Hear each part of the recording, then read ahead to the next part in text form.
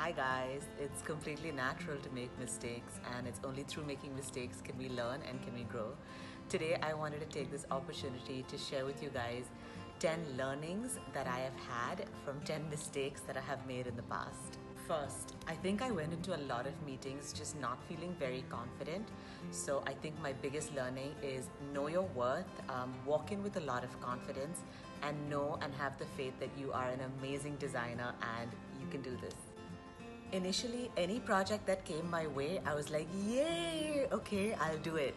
But I think over time you realize that as much as the client wants to pick you, you also have every right to pick your client. It's a relationship that you get into that lasts 6 months, 8 months, 1 year, based on how long your project lasts. So while your client picks you, you also should pick your clients very wisely. And if for whatever reason something is just not feeling right, don't do it. It's okay, you'll earn money somewhere else down the road, but don't get into something where you're already getting a bad feeling about it from the beginning. I can't say this enough. Always sign a contract. It doesn't matter if it's your mom, your dad, your sister, your cousin, your best friend, client you've worked with before. It just helps clarify expectations for me and expectations from the client. Be particular about your payments and following up on your payments. Make sure as soon as you've finished your deliverables, you don't get lazy and say, oh, it's okay, they'll pay later. I've done this many times. You have to take it seriously. As soon as you have finished your deliverables, please make sure you raise your invoice and you follow up for payments. Guys, point number 5, this has been the most amazing and helpful pointer. Very often what happens on sites is that there are a lot of site changes. This happens in all of our sites. And at some point along the road, people are pointing fingers saying, oh, but the project is delayed by 1 week, 2 weeks, 1 month, 2 months. And you kind of lose track along the way of where the delay happened and what caused it. So I think the easiest solution to this that we found is every single meeting, there is a minutes of the meeting. Whether it's a site meeting or a client meeting or a presentation meeting, we always have minutes of the meeting so that you can always go back in time and make sure that there are no disagreements with the client and everyone is on the same page. If there is any escalation in the budget, immediately put it onto email. The client is the one who has to eventually pay for it.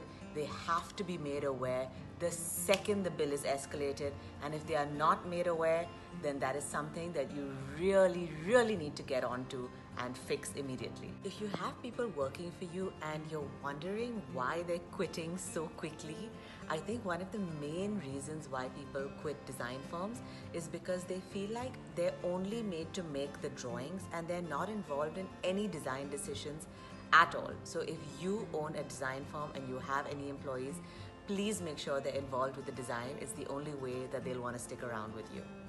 Point number 8, it's okay if a project goes beyond a certain timeline to have a conversation with your client and be honest with them and tell them that this project was supposed to be for 1 year and now it's been 1.5 years or 2 years, and to renegotiate and see how you can be compensated for your time. You will be surprised at how understanding most clients are. This is a really small point, but this is something that has helped me tremendously. If a client messages you, if you're too busy to reply, instead of reading the message and ignoring it, all you have to do is say, noted, I will revert shortly. It just makes the client feel like they're being heard, they're being understood, and it really goes a long way. And finally, and most importantly, point number 10, and through my 11 years of work experience, this is one area where I feel like we have definitely managed well. Don't walk away from a project. Make sure that you have finished it, hand it over, that the client is happy, all snag list items are completed. I know sometimes it can get really difficult. So if you're watching this video and it's really tough for you right now, hang in there.